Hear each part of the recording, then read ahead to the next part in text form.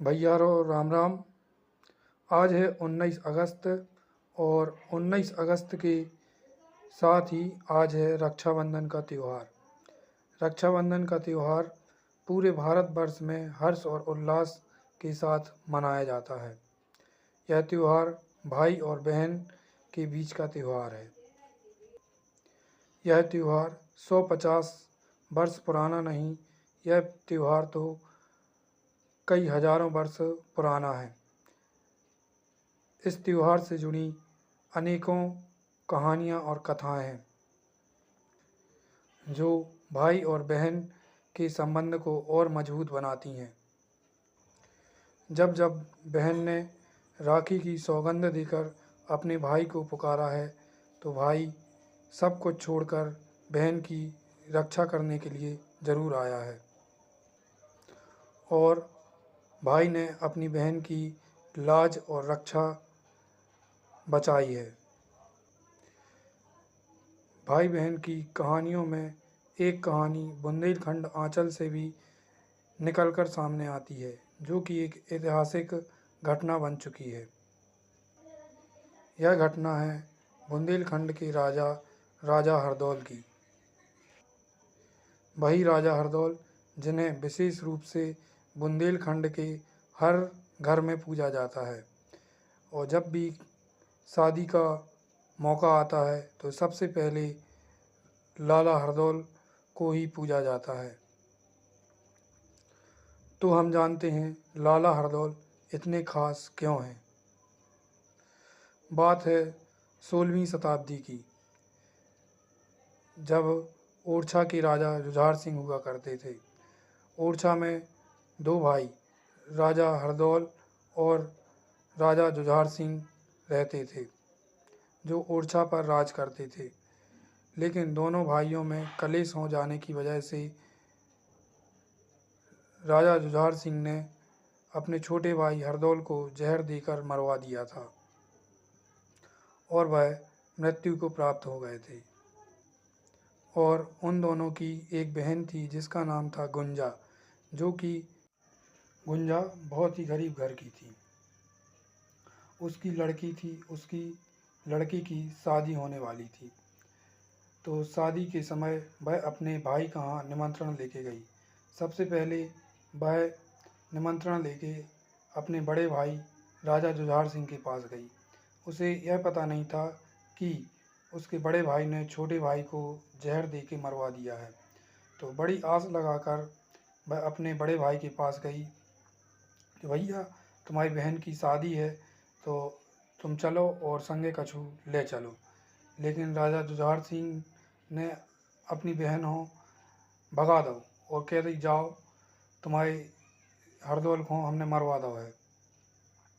तो अब गुंजा बहुत गरीब थी, बेबस होकर वह अपनी भाभी के पास गई जो जुझार सिंह की पत्नी थी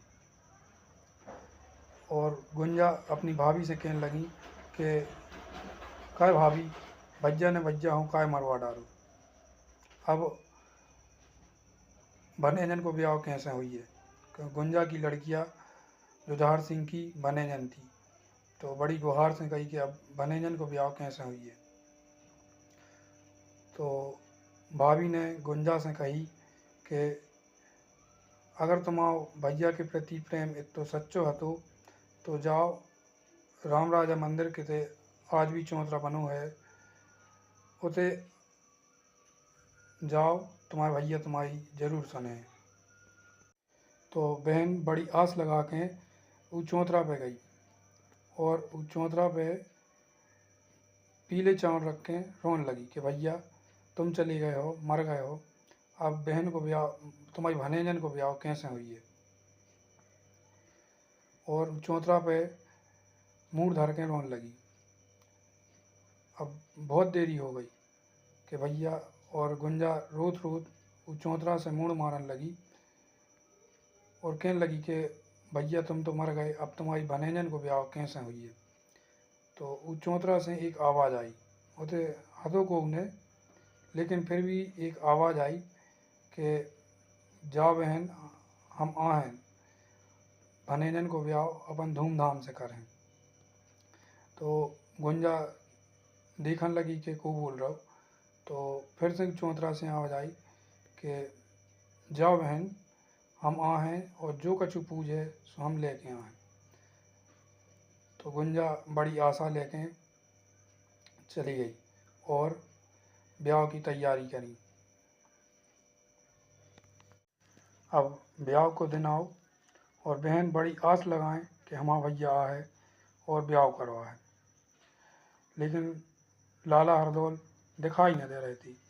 लेकिन एक बात है कि भाई अपनी बहनों अगर वचन दे देवे तो वो वचन हो कैसा भी पूरा करा थे। तो भाव का कि गाड़ियों से सामान तो आज जा रहा हो, हर एक चीज़ की पूर्ति हो जा रही, लेकिन दिखाओ को न देख तो ब्याह में सब भाव जो भी होते पंगत भाई, सारी चीज़ भाई, और बड़ी धूमधाम से शादी भाई। अब लास्ट में बात आई जब दूल्हा जान लगा थे तो दूल्हा को कले हुए थे, मतलब दूल्हा हो मामा नेंग दे के विदा करा थे। तो दूल्हा भी समझदार रहे, भी कहने लगी कि हमारे मामा कहाँ हैं। तो उनकी बहन कहने लगी गुंजा कि मामा तो नहीं है, लेकिन तो दूल्हा कहने लगी कि जी सब काम कारज हो रहे हैं, कोनो दिखाई नहीं दे रहा लेकिन काम हो रहे हैं।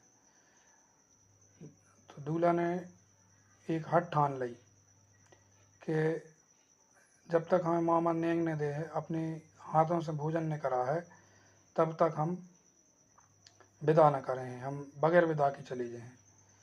तो दूल्हा की हट सुन के गुंजा फिर परेशान हो गई कि अब क्या करें, बनो बनाओ काम बिगड़ गओ। तो गुंजा ने फिर राखी को कॉल करो कि भैया अगर हमने तुम्हें सच्चे मन से राखी बांधी हुई तो आज वो राखी की कीमत चुका दो और तुम आ जाओ।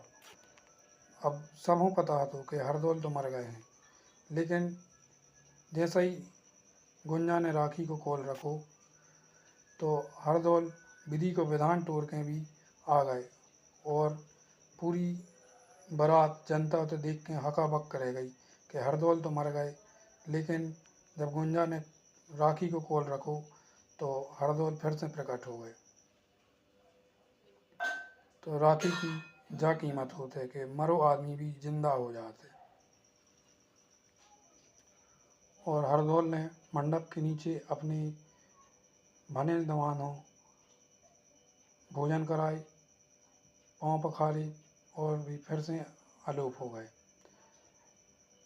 तो बुंदेलखंड आंचल की जा एक बहुत ही प्रचलित कथा है। तो आपके लाने जा कहानी कैसी लगी, हमने कोशिश करी अपनी जुबान से आप तक पहुंचावे की।